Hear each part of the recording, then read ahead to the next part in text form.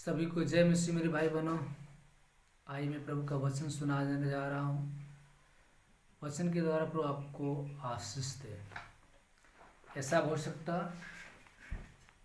अध्याय 29 वचन नंबर 13 से हम पढ़ रहे हैं। ऐसा हो सकता अध्याय 29 वचन 13। प्रभु ने कहा, ये लोग जो मुझसे मेरा आदर करते हैं, ये लोग जो मुझसे मेरा आदर करते हुए समीप आते परंतु अपना मन मुझसे दूर रखते हैं, और जो केवल मनुष्यों की आज्ञा सुनकर मेरा भय मानते हैं, इस कारण सुन मैं इसके साथ अद्भुत काम वर अति अद्भुत और अचंभों के काम करूँगा। तब इसके बुद्धिमानों की बुद्धि नष्ट होगी और इसके प्रवीणों की प्रवीणता जारी रहेगी। हालेलुया। प्रभु ने कहा, मेरे भाई बहनों की सुन, मैं लोगों से कहा कि जो लोग मुंह से मेरा आदर करते हैं और मेरे पास आते हैं परंतु अपना मन मुझसे दूर रखते हैं, और ये जो लोग मनुष्यों की आज्ञा सुनकर मेरा भय मानते हैं, इस कारण मैं इनके साथ अद्भुत काम दिखाऊंगा और अचंभे के काम करूंगा, और तब इनके बुद्धिमानों की बुद्धि नष्ट होगी और इनके प्रवीणों की प्रवीणता जाती रहेगी। भाई बहनों, प्रभु यीशु मसीह ने कहा कि मैं अद्भुत रीति से काम दिखाऊंगा, अचंभे के काम दिखाऊंगा। परमेश्वर हमारा है जो अद्भुत रीति से काम करने वाला परमेश्वर है। प्रभु ने कहा वचन के अंदर कि विश्वास करोगे तो परमेश्वर की महिमा को देखोगे। मैं अद्भुत रीति से काम करने वाला परमेश्वर हूँ, और आमेन का ईश्वर है जो प्रभु कहता वो करके दिखाता, अचंभों के काम करता, जो कभी प्रभु ने कहा मनुष्य ने आंखों से देखा भी नहीं, जो कानों से सुना भी नहीं, जो कभी उसके चित्त में आए भी नहीं, उसको भी प्रभु प्रकट कर दिखाता। आइए मैं यूहन्ना 3 के वचन को पढ़ने जा रहा हूँ, जो प्रभु आपको निकोदेमुस के बारे में बताएगा। फरीसियों में से निकोदेमुस नाम एक मनुष्य था जो यहूदियों का सरदार था। उसने रात को यीशु के पास आकर उससे कहा, हे रबी, हम जानते हैं कि तू जो परमेश्वर की ओर से गुरु होकर आया। हम जानते हैं कि जो परमेश्वर गुरु होकर आया है, क्योंकि कोई इन चिन्हों को जो दिखाता है यदि परमेश्वर के साथ न हो तो नहीं चिन्ह दिखा सकता। यीशु ने उससे कहा, यीशु ने उसको उत्तर दिया, मैं तुमसे सच सच कहता हूँ कि यदि कोई नए सिरे से जन्मे तो प्रभु ने कहा, मैं तुमसे सच सच कहता हूँ कि यदि कोई नए सिरे से न जन्मे तो परमेश्वर का राज देख नहीं सकता।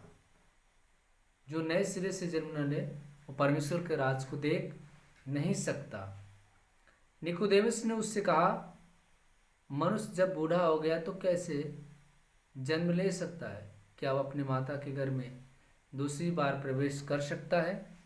हालेलुया। धन्यवाद प्रभु यीशु, धन्यवाद परमपिता परमेश्वर। निकोदेमुस ने कहा कि प्रभु, क्या जब कोई मनुष्य जब तक ले बूढ़ा नहीं होगा, मरेगा नहीं, तो दूसरी बार जन्म ले कैसे सकता है? यीशु ने उसको उत्तर दिया, मैं तुमसे सच सच कहता हूँ कि जब तक कोई मनुष्य जल और आत्मा से न जन्मे तो परमेश्वर के राज में प्रवेश नहीं कर सकता। क्योंकि जो शरीर से जन्मा वो शरीर का है, जो आत्मा से जन्मा वो आत्मा का। अचंभा न करके मैंने तुझसे कहा, तुझे नए सिरे से जन्म लेना आवश्यक है।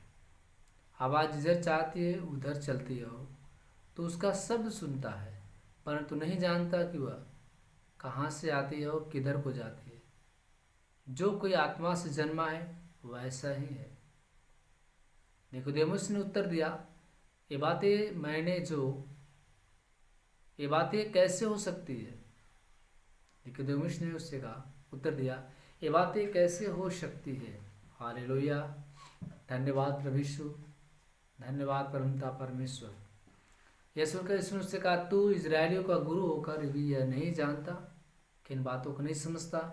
मैंने तुमसे सच सच कहता हूँ कि हम जो जानते वह कहते हैं और जिसे हमने देखा है उसकी गवाही देते हैं, और तुम हमारी गवाही ग्रहण नहीं कर सकते। जब मैंने तुमसे पृथ्वी की बातें कही और तुम विश्वास नहीं करते, तो यदि मैं तुमसे स्वर्ग की बातें कहूँ तो फिर कैसे विश्वास करोगे?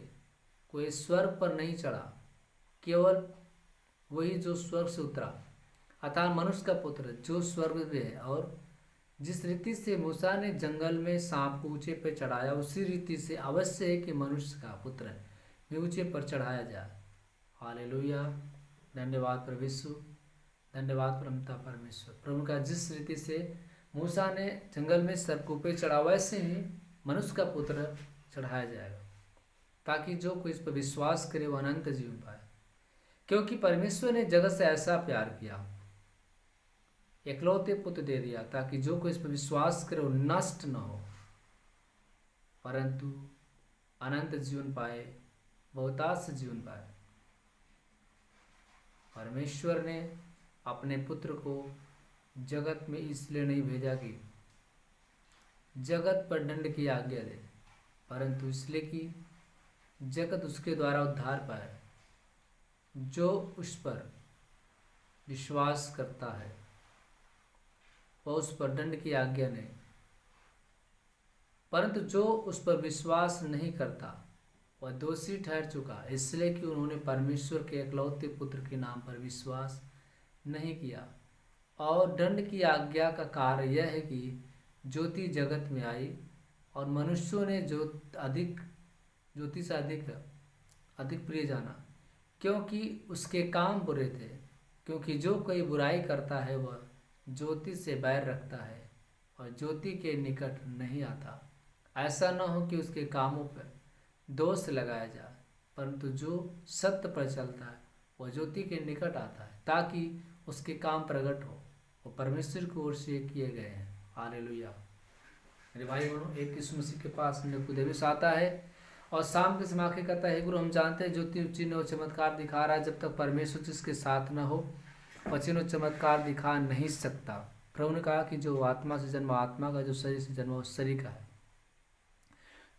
प्रभु ने कहा, क्या तो इजरायली का गुरु होकर नहीं समझता इन बातों को? उसने कहा कि परमेश्वर के राज को देखना होगा तो पुनः जन्म लेना पड़ेगा। तो निकोदेमुस ने कहा कि पर जब तक ले कोई मनुष्य अपने माँ के घर जो पैदा है बूढ़ा नहीं होगा, मरेगा नहीं, तो दोबारा जन्म कैसे लेगा? प्रभु ने कहा जो आत्मा का जन्मा हो आत्मा का, जो शरीर से जन्मा हो शरीर का है। प्रभु ने कहा तो इजराइल को गुरु होकर क्या नहीं समझता? प्रभु ने कहा कि नए सिरे से जन्म लेने का मतलब कि हमें एक नया जिंदगी जीना है प्रभु जैसे। फिर प्रभु ने कहा कि क्या तू नहीं जानता कि हवा जिधर चलती है और किधर जाती है, वैसे हमारा परमेश्वर करता है। कि निकोदेमुस ने उससे उत्तर दिया, हे प्रभु ये कैसे बातें हो सकती? ये सुनकर यीशु ने उसे कहा, तू इजराइल को गुरु होकर क्या इन बातों को नहीं समझता? मैं तुमसे सच सच कहता हूँ, हम जो जानते वो कहते हैं, जिसने हमें देखा मैं उसकी गवाही देता हूँ।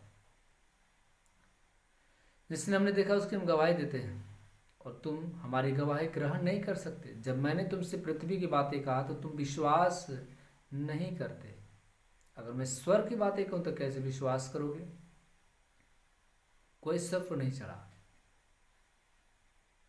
वही जो परमेश्वर का पुत्र है।